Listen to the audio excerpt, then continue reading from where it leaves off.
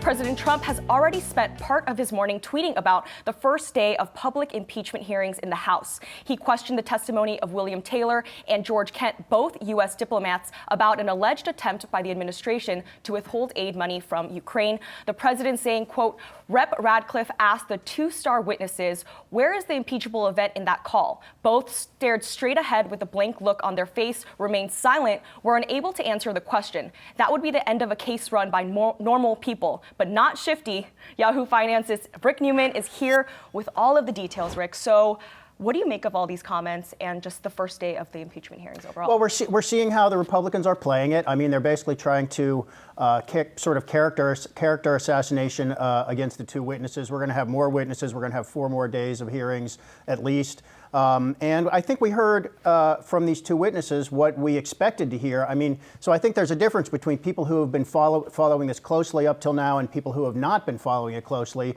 because we've had a lot of revelations up till now, but these were the first 2 days of televised hearings. So, you know, we heard the two who I think are very credible witnesses say what they know. It seems to be very clear that Trump did try to use this aid money to get, the Ukrainians to investigate the Bidens. That seems, essentially clear at this point. So the question now is, what are people going to think about it? Is this going to change anybody's mind? And I don't think anybody's mind got changed on day one.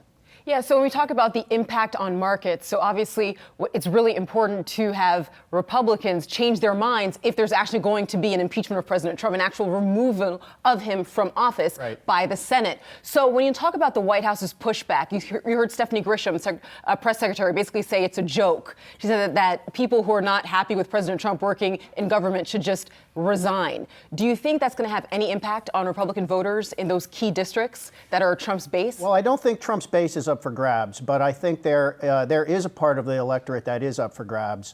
And it's about, there have been some surveys that get to this point, and it's about 10 to 12% of voters are in the middle. They may be independents, they may lean toward the Democrats or the Republicans, but not be sure.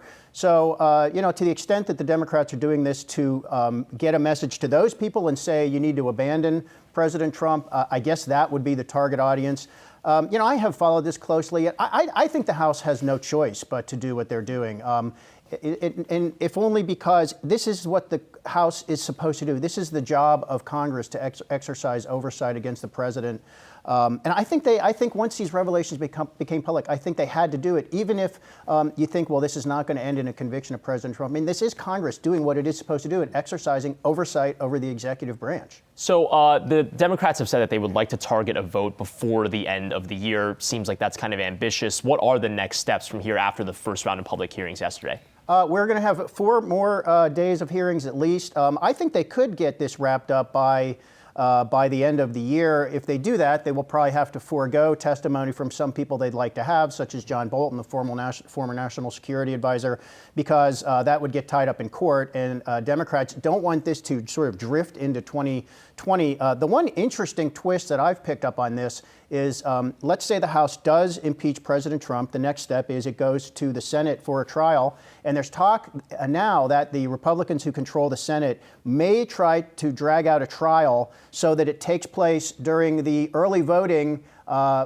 in the primary elections next year, so that the senators, the Democratic senators who are running for president can't be there. Would not be able to be there. Yeah. So the Iowa caucus is in early February, and then New Hampshire, Nevada, South Carolina come right after that. So the idea is maybe to keep them off the campaign trail and force them to be in Washington.